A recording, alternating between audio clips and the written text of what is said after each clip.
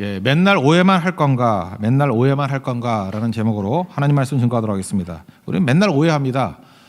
사람에 대해서도 오해하고 또 뭐 고난에 대해서 오해하고 하나님에 대해서 오해하고 그 오해할 때마다 그냥 이렇게 생각하면 돼요. 내가 사랑이 부족해서 그렇구나. 오해하기에서 사랑하기로 넘어가면은 사실은 그것이 더 풍성해진다는 것입니다. 왜 오해하죠? 이 부분만 보기 때문에 오해하는 거죠. 사랑은 뭡니까? 전체에 대해서 반응하는 거잖아요. 그래서 오해 잘하는 사람은 남에게 문제가 있는 게 아니라 자기에게 문제가 있는 겁니다. 그릇이 작기 때문에 시각에 문제가 있는 거죠. 그러니까 더 알게 해주세요. 더 섬기게 해주세요. 더 사랑하게 해주세요. 그래서 사랑 쪽으로 가야 이게 풀리는 거지 뭐 상대방이 더 잘한다고 오해가 풀리는 게 아니라는 것입니다. 그래서 오해가 은사인 사람이 있죠. 그건 모자른 사람이에요. 지가 모자른 줄 모르고 맨날 오해하죠. 오해하는 사람은 마귀가 제일 좋아합니다. 그래서 선동하고 매도해버리죠. 누굴 매도하면 막 부안해도 하잖아요. 그 왜 그러죠? 그게 어리석기 때문에 그래요. 그래서 선동당하는 백성들은 민도가 떨어진다 그러죠. 왜 민도가 떨어져요?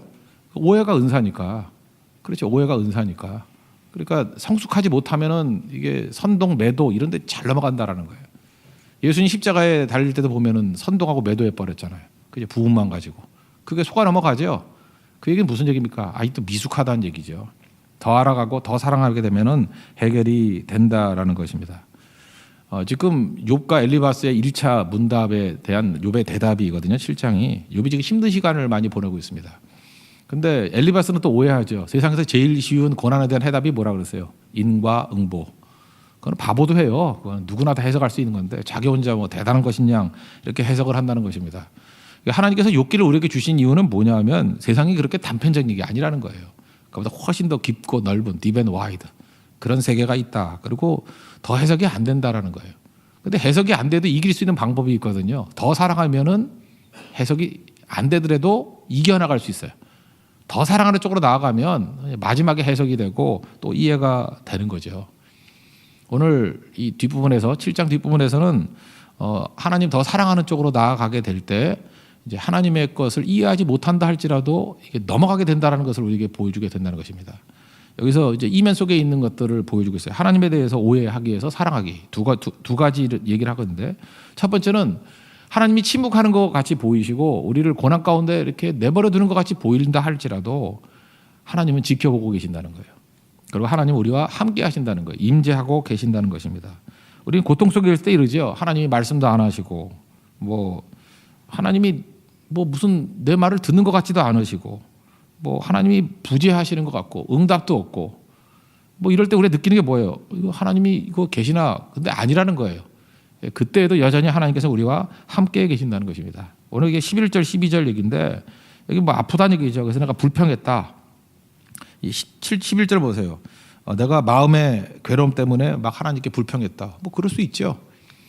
우리 감정에 문제가 있는데 사람에게 감정을 풀면 안 되거든요. 근데 하나님께 나와서 감정을 푸는 것은 일종의 기도입니다. 한나가 그랬죠. 하나님께 나와서 감정을 다 쏟아놓는 거예요. 이게 정제되지 않아도 됩니다. 정리되지 않은 감정도 막 쏟아부어도 돼요. 다윗도 정리되지 않은 감정을 막 쏟아붓잖아요. 지금 욥도 정리되지 않은 마음을 하나님께 쏟아붓고 있습니다. 시편 37편이라든지 뭐 시편 109편 이게 이제 뭐 저주시라 그러는데 저주시가 아니고요. 마음 쏟아붓는 거예요.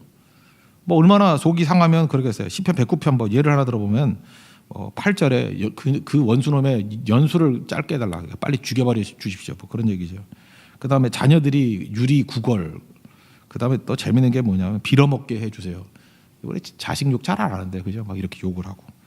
그 다음에 그 아내는 과부가 되게 해주시고. 뭐 당연히 지가 죽으면 과부 되는 거니까.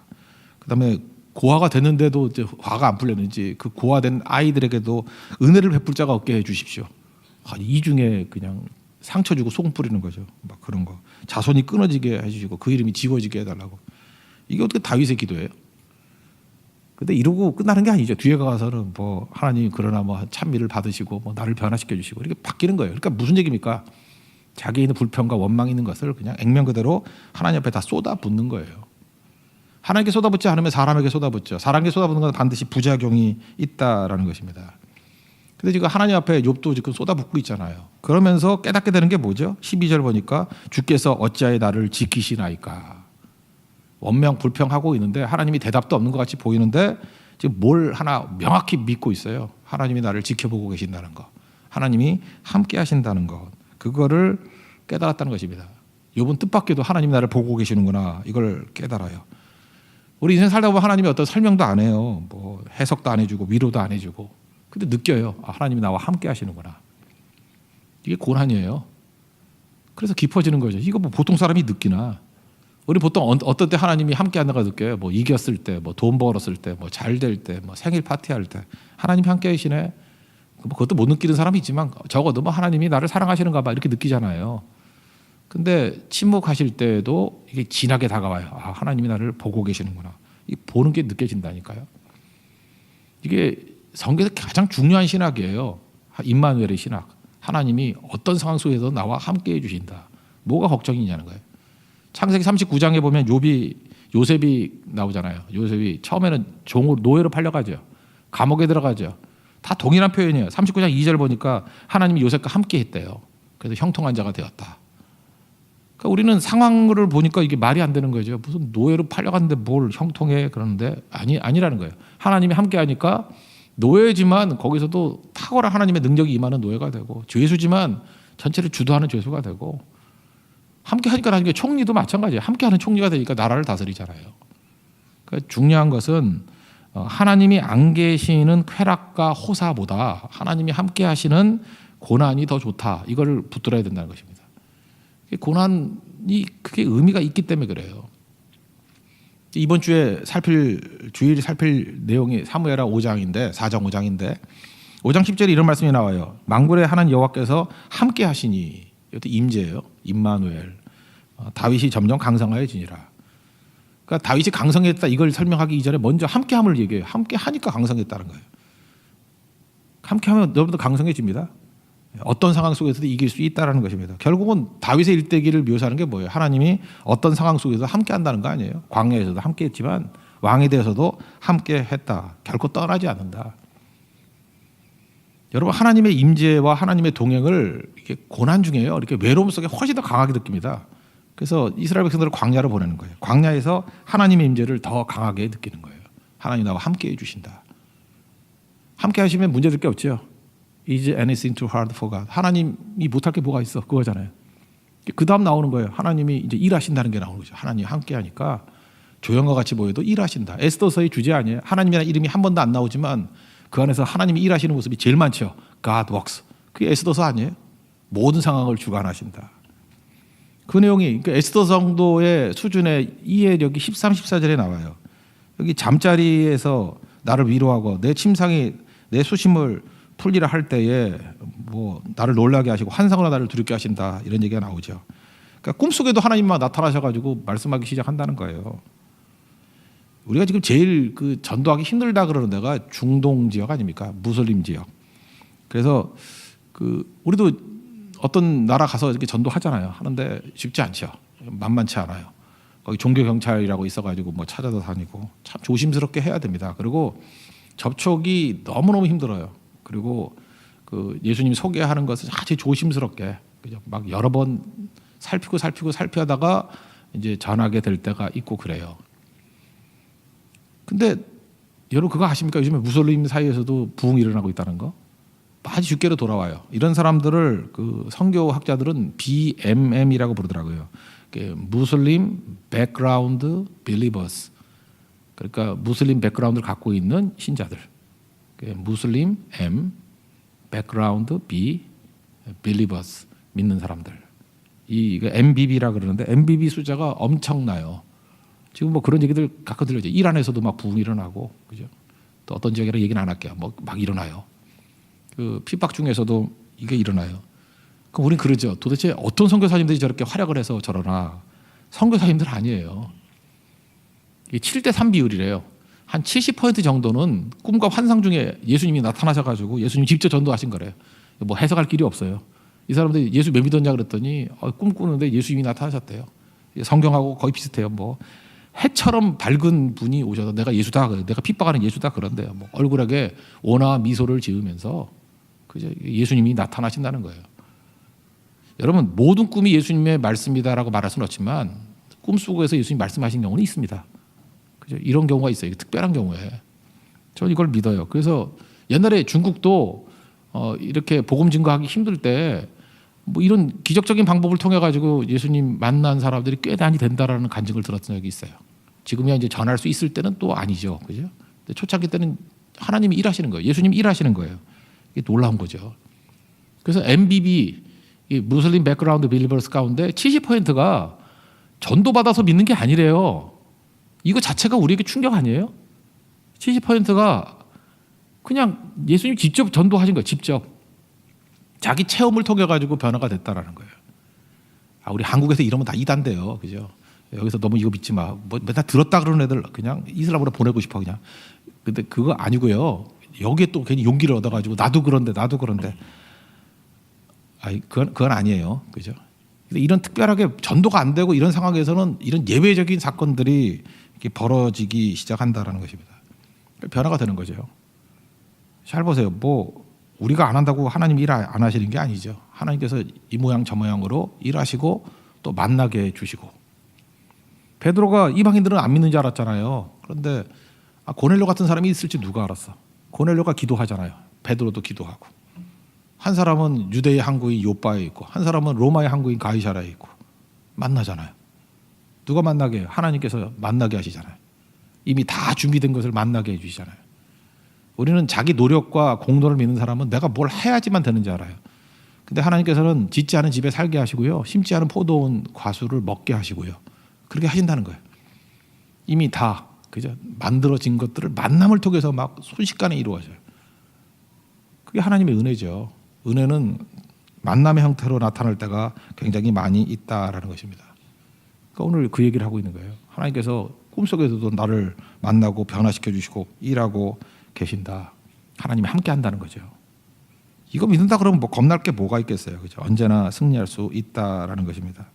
그다음에 15절 16절을 보니까 근데 자기 고통이 너무 심하니까 뭐 죽고 싶다 그 얘기예요. 하여튼 맨날 욕하면 죽고 싶대 뭐 뼈를 깎는 고통이 있었다. 15절 16절에 보니까 내가 생명을 싫어하고 영원히 살기를 원하지 아니하오니 나를 놓으소서 뭐 죽여달라. 3장부터 그러죠. 생일 저주하고 뭐 죽여달라.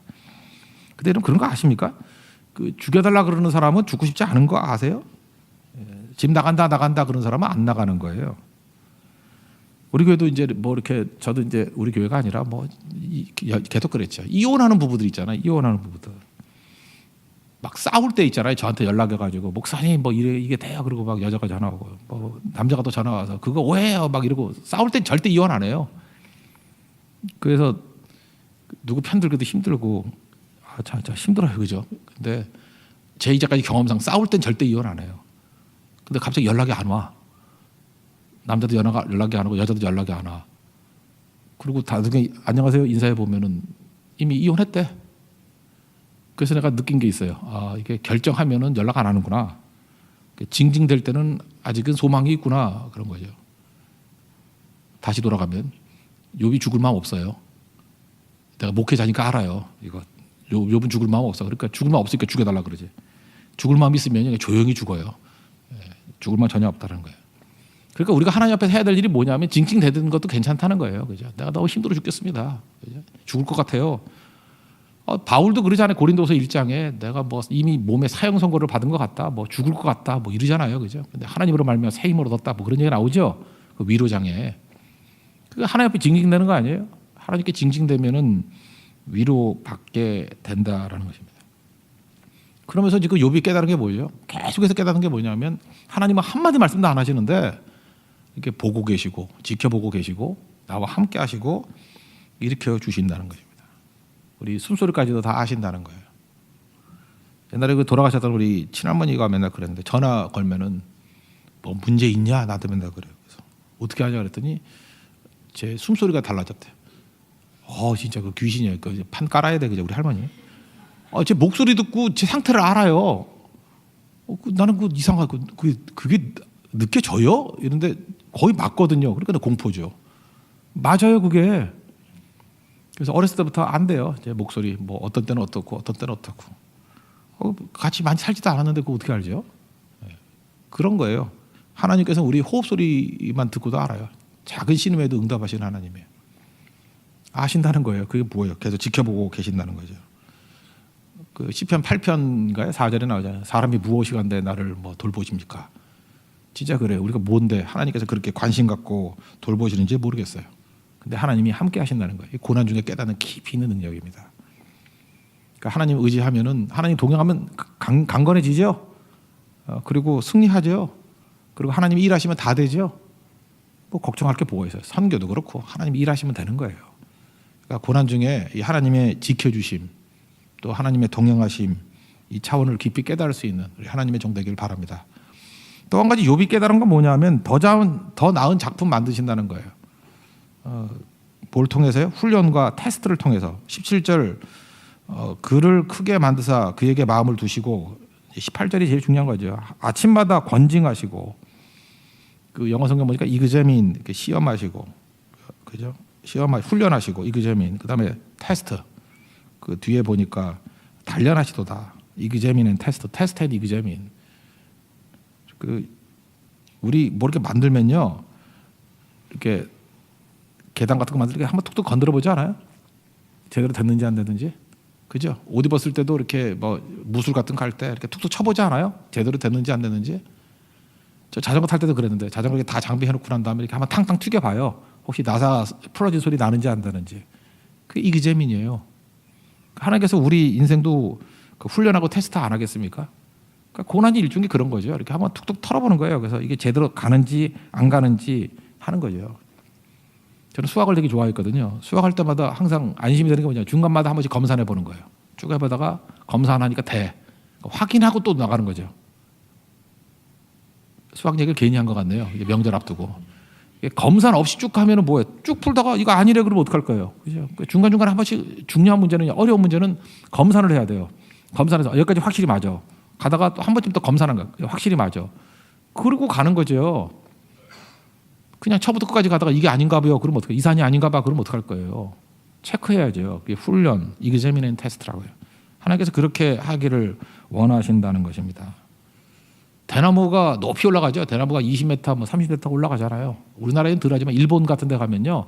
대나무 되게 높아요. 대나무가 높이 올라가는 이유가 뭘까요? 마디가 있어도 대나무 마디. 대나무는 한 3년, 4년 동안 안 자란대요. 그게 마디예요. 계속 정체에 있는 것 같이 보이는 거예요. 그게 훈련의 기간이죠. 안 움직여요. 그래서 마디 만드는 거예요. 뚱뚱하게 만드는 거야. 뚱뚱하게. 그렇지. 밤에 먹어서 뚱뚱해지는 거 말고 고난으로 인해서 뚱뚱해지는 거예요. 막 뚱뚱해지는 거예요. 딱딱해지죠. 그리고 3, 4년 만에 그냥 쭉 자란대요. 우후 죽순 그러잖아요. 비 온 다음에 죽순 나듯이 죽순이 나고 그러니까 대나무는 금방 자랐다가 멈추고 금방 자랐다가 멈추고 그걸 반복하는 거예요. 그게 대나무예요. 하나님께서 우리를 성장시킬 때도 마찬가지예요. 부흥의 기에 따른 게 쭉쭉 성장하고 정체기가 있어요. 근데 그 정체기가 의미 없는 게 아니라 마디를 만드는 거라니까요. 그 마디가 있으니까 20m 올라가는 거예요. 마디 없으면은 꺾여버려요. 난초같이 꺾여버린다고. 얼마 못 간다고. 그러니까 하나님께서 여러분 대나무같이 만들기 원해요. 우리 사군자 되게 좋아하잖아요. 매난국죽. 그죠? 제일 마지막에 그 죽 얼마나 좋아해요. 대나무를. 우리 한국 사람들. 매난국죽. 대나무 그 강건함, 높이 치솟는 기상. 이게 어디서 나와요? 사실은 이게 시험, 이그제미닌 테스트에서 나온다고. 그저 이렇게 머무르는 거. 그때 강해지는 거죠. 그 드럼통, 이 석유 넣는 드럼통 맨날 옆구리 터졌대요. 근데 어떤 사람이 대나무 보고 인사이트를 어떻다 그러죠? 그 드럼통 옆에다가 주름을 잡았어요. 그랬더니 강도가 4배나 세지더래요. 이건 높이 올라가는 것도 있지만 강해지는 거예요. 하나님께서 여러분들 허접하게 살기를 원하시겠습니까? 아니죠. 높이 솟기를 원하시고 강해지기를 원하는 거예요. 그래서 대나무 주름같이 여러분 인생에 고난이라는 주름을 잡아주는 거예요. 정체라는 걸 주는 거예요. 그때 탄탄해져요. 우리 교회도 뭐 계속해서 성장했다 그러면 허접한 사람이 다 모였을 거 아니에요. 근데 고난이 오고 어려움이 왔을 때마다 정체되는 것 같이 보이는데 그때 알짜들이 다 모이는 거예요. 믿음이 굳건해지는 거예요. 그리고 또 도약하고 또 하나님께서 이기재미있는 테스트 그리고 다지고 난 다음에 도약하고 그러니까 성장기가 있고 마디기가 있어요. 마디마다 강하게 만드시는 능력이 있다라는 것입니다. 하나님께서는 그런 것에 해석할 수 있지만 우리 미켈란젤로 예를 든다 그러면 대리석 만들 때 돌멩이 하나 갖다 놓고 거기 데이비상 같은 거 만들 때 어떻게 한다 그래요? 이 망과 끌, 정치 이런 정 갖다 놓고 이렇게 쪼아내지요. 하나님께서 우리에게 이미 가능성을 다 주신 거라고요. 이렇게 데이비상 같은 멋진 걸작품이 나오기 위해서 우리가 할 일이 뭐냐면 덧붙이기가 아니에요. 여러분 잘 보세요. 덧붙이는 거는 가짜죠. 덧칠한다 그러잖아요. 덧칠하는 건 가치가 떨어지는 거예요. 원형에서 쪼아낼 때 걸작이 나오는 거예요. 모나리자 그걸 그려낼 때가 작품이지 거기다 덧붙임하면 그 가짜죠. 우리 인생도 마찬가지. 덧붙임이 아니라 사실은 쪼아내기예요. 쪼아내기. 아프죠. 근데 다 쪼아내면 걸작품이 나와요. 에베소 2장 10절에 나오는 우리는 하나님이 만드신 바라 포이에마라는 얘기인데 마스터피스란 뜻이에요. 걸작품. 쪼아내기를 통해서 걸작품이 나오는 거라고요. 그 19절부터 21절까지 보면 이제 죄 문제까지 다뤄요. 그 내가 범죄하였던들 무슨 해가 되며 뭐 21절 같은데 뭐냐 허물을 사하여 주지 아니하시며 뭐 이렇게 쭉 죄 문제를 다뤄요. 허물의 문제를 다뤄요. 하나님께서 우리의 죄와 허물을 방관하지 않으십니다. 그 깨끗해질 때까지 회개할 때까지 정결해질 때까지 우리를 훈련시켜요. 그래서 회개케 만들어요. 그 왜 그럴까요? 그래야 최고가 되죠. 아니 걸작품에 흠 있는 거 봤어요? 제가 지난주인가요? 이렇게 계속 겨울이 길어지는 거예요. 길어져 가지고 내가 브랜드 얘기는 안 할게요. 그 브랜드가 너무 욕을 먹을까 봐. 굉장히 싼 브랜드의 바지를 하나 오더를 했어요. 오더를 해가지고 입었는데 나 깜짝 놀랐어요. 이게 앞부분이 뜯어진 거야. 이 목사가 이거 어떻게 할 뻔해. 그래서 내리고 막 난리를 부리고 그리고 우리 아내한테도 얘기를 안 하고 내가 안방에다 벗어놨는데 오늘 보니까 없어졌대. 그거 지금 멀쩡한 건지 알고 어디 넣어놨는가 봐. 그거 또 입고 나가면 큰일 나요. 내가 미리 경고한다고. 빨리 그 책을 앞에가 찢어졌다고. 뜯어졌어요. 그래서 내가 유심히 봤죠. 이게 왜 이런가 했더니 일단은 메이드 인 차이나고 가격이 비싸지 않고 그러니까 내가 봐도 바느질이 허접해. 그죠? 이게 뭐 제일모직 이런 데 나온 데하고 달라. 이게 바느질 해놓은 게. 그 나머지 부도 보니까 이렇게 실 하나 뽑으니까 쭉 다 뽑히더라고. 큰일 날 뻔했고 내가 진짜 두 쪽으로 끼고 다닐 뻔했고 내가 별 생각을 다 했거든요. 근데 따뜻한데 연결 부위가 영 안 좋아. 그래서 그거를 명품이라 그럴 수가 없어요. 그건. 그게 탑 10인데 이렇게 하니까 이게 탑이 아니야. 이게 절대 탑이 될 수가 없어. 그죠? 그런 일이 벌어지더라고요. 그런 일이. 그러니까 명품 만들려고 그러면 하나님께 우리를 걸작품 만들려고 그러는데 그렇게 만들겠어요? 그건 아니죠. 이 걸작품 얘기한다 그러면 바이올린 얘기하잖아요. 스트라디바리우스, 안토니오 스트라디바리우스가 만든 거. 전 세계 한 600대 정도 남아 있다 그러죠. 근데 지금 실제로 연주 가능한 건 50대 정도라고. 그건 뭐 30억에서 한 50억 정도 한다 그러대요. 근데 그게 명품이 됐던 이유가 뭐예요? 이 18세기, 19세기에 살았던 사람인데, 그죠? 이태리 사람인데 이때 이 사람이 뭐 잘 맞는 것도 있지만 그 나무가 가뭄비 나무예요. 알프스산에 있는 가뭄비 나무. 근데 그때가 요즘엔 우린 좀 느끼는 것 같아. 유럽이 소빙하기였대요. 18세기가 유럽이 소빙하기였대요. 굉장히 추웠대요. 금년에 좀 많이 춥죠. 추위가 이렇게 오래 가잖아요.